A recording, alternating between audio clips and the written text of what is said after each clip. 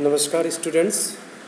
आज हम private company यानी कि निजी कंपनी के बारे में अध्ययन करेंगे कि निजी कंपनी का अर्थ क्या होता है, उसकी परिभाषा और उसकी विशेषताओं के बारे में आज की क्लास में डिटेल से चर्चा करेंगे। व्यावसायिक संगठनों के जो प्रारूप होते हैं उसमें निजी कंपनी का प्रारूप एक विशेष स्थान रखता है।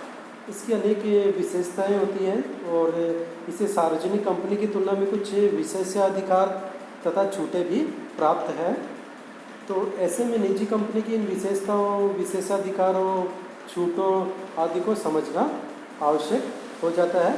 तो आज की क्लास में हम निजी कंपनी के इन्हीं पहलुओं के बारे में विस्तार से चर्चा करेंगे। बात करते हैं सबसे पहले निजी कंपनी की परिभाषा के बारे में।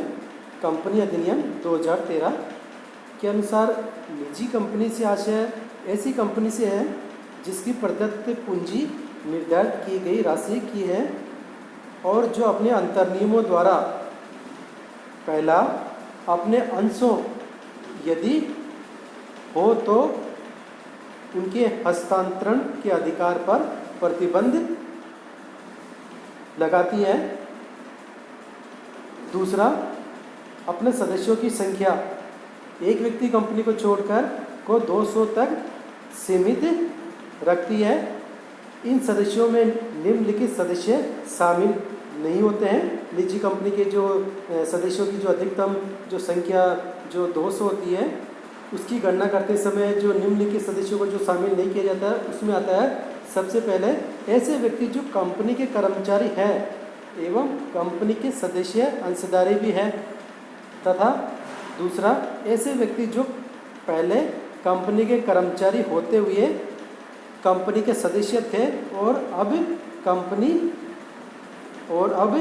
कर्मचारी नए होते हुए भी कंपनी के सदस्य बने हुए हैं। इनके अतिरिक्त दो या अधिक व्यक्ति संयुक्त रूप से कंपनी का अंशधारी है तो कंपनी की सदस्यों की गणना करते समय उन संयुक्त अंशधारियों को एक सदस्य ही गिना जाएगा। कंपनी संशोधन अधिनियम 2015 द्वारा संशोधित धारा 2 की उपधारा 68 के अनुसार। तीसरी बात, अपनी प्रतिभूतियों के क्रय के लिए जनता को निमंत्रण देने पर निषेध लगाती है, धारा 2 की उपधारा 68 के अनुसार। तो ये था निजी कंपनी की परिभाषा के बारे में, हमने इसके बारे में बात की। अब बात करते हैं निजी कंपनी की प्रमुख रूप से कौन कौन सी विशेषताएं होती हैं।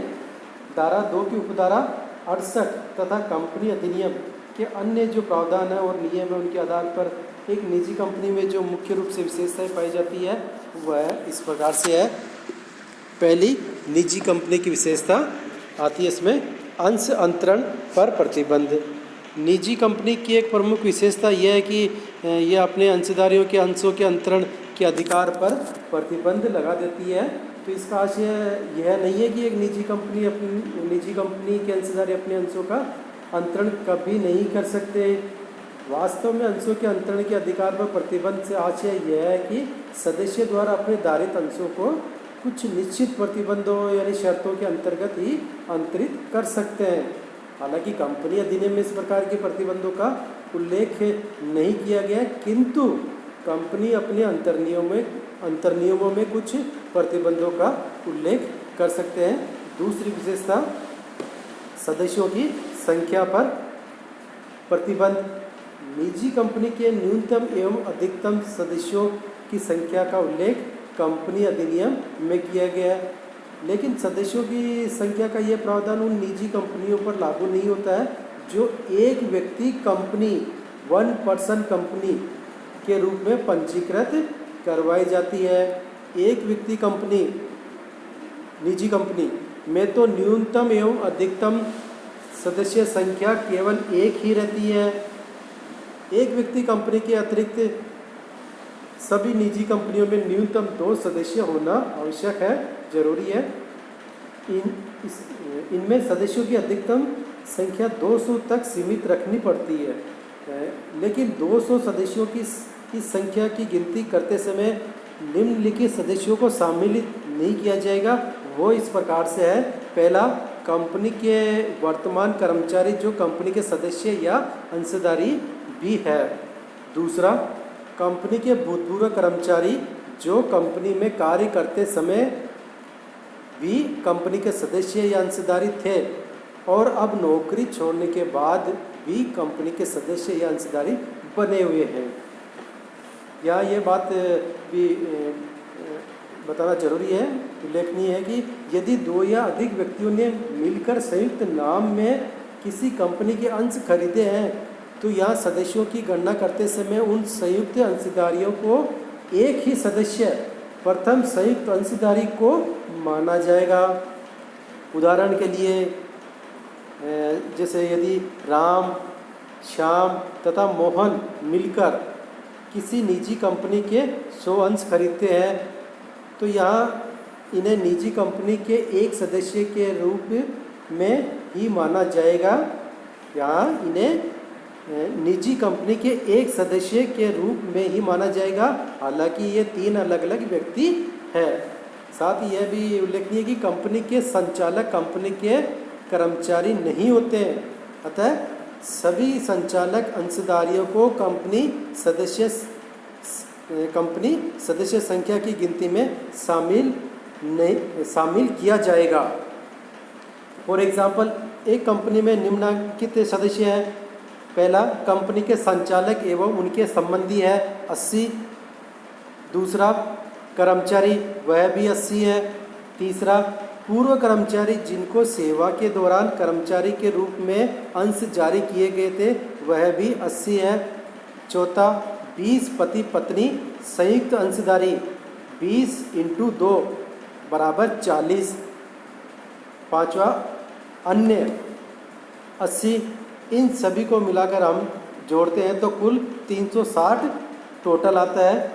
निजी कंपनी के सदस्यों की गणना के लिए कंपनी के वर्तमान एवं पूर्व कर्मचारी सदस्यों को ध्यान में नहीं रखा जाता है।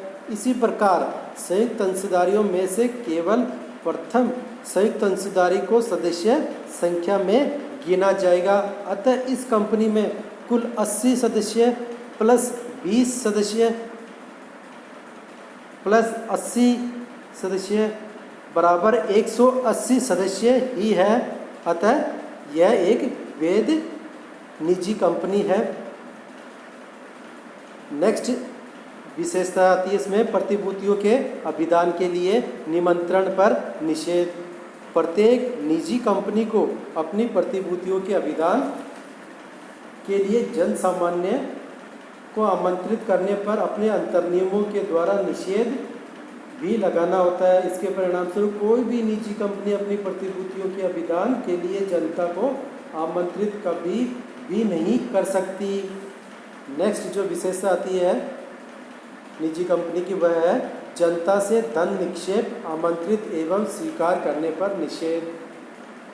कोई भी निजी कंपनी जनता से धन निक्षेप आमंत्रित एवं स्वीकार नहीं कर सकती। निजी कंपनी केवल अपने सदस्यों से ही धन निक्षेप आमंत्रित एवं स्वीकार कर सकती है, धारा 73 के अनुसार। नेक्स्ट विशेषता निजी कंपनी की अंतर्नियम।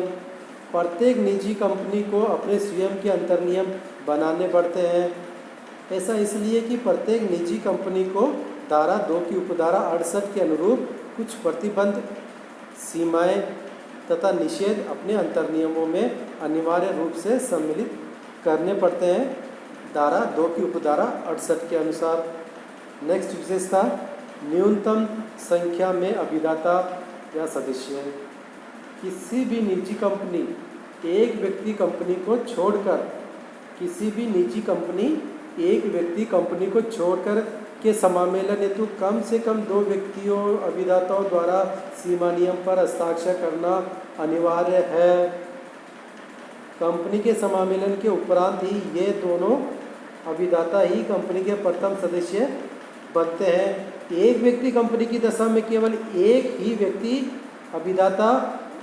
या अभिदाता सीमा नियम पर हस्ताक्षर करता है। समामेलन के बाद एक व्यक्ति कंपनी का वही अभिदाता ही अकेला सदस्य माना जाएगा, धारा 12 की उपधारा 1 के अनुसार।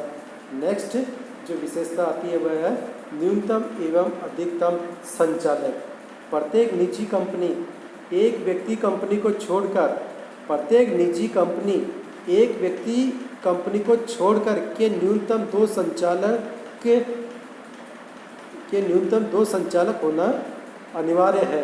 एक व्यक्ति कंपनी की दशा में न्यूनतम एक संचालक होना अनिवार्य है, किंतु सभी प्रकार की निजी कंपनियों में एक व्यक्ति कंपनी सहित सभी प्रकार की निजी कंपनियों में एक व्यक्ति कंपनी सहित अधिकतम 15 संचालक हो सकते हैं। कोई भी कंपनी 15 से अधिक संचालक भी नियुक्त कर सकती है, किंतु ऐसा करने से पूर्व कंपनी को विशेष संकल्प पारित करना होता है। धारा 149 की उपधारा 1 के अनुसार। नेक्स्ट विशेषता नाम के साथ कुछ शब्दों को जोड़ना। प्रत्येक निजी कंपनी के नाम के साथ प्राइवेट लिमिटेड शब्दों को जोड़ना पड़ता है, किंतु एक व्यक्ति कंपनी को तो अपने पंजीकृत नाम के अंत में इन शब्दों के साथ साथ ओपीसी अक्षरों को भी जोड़ना पड़ता है, धारा 4 की उपधारा 1 के अनुसार। नेक्स्ट जो विशेषता आती है उसमें प्रविवरण नहीं। कोई भी निजी कंपनी अपनी प्रतिभूतियों के क्रय के लिए जनता को आमंत्रित नहीं कर सकती, अतः यह प्रविवरण भी निर्गमित नहीं कर सकती, धारा 23 तथा धारा 42 के अनुसार। तो आज की क्लास में हमने निजी कंपनी की परिभाषा के बारे में और निजी कंपनी की विशेषताओं के बारे में डिटेल से चर्चा की। तो आज की क्लास में इतना ही। नेक्स्ट क्लास में हम अगले टॉपिक के बारे में चर्चा करेंगे। Thank you.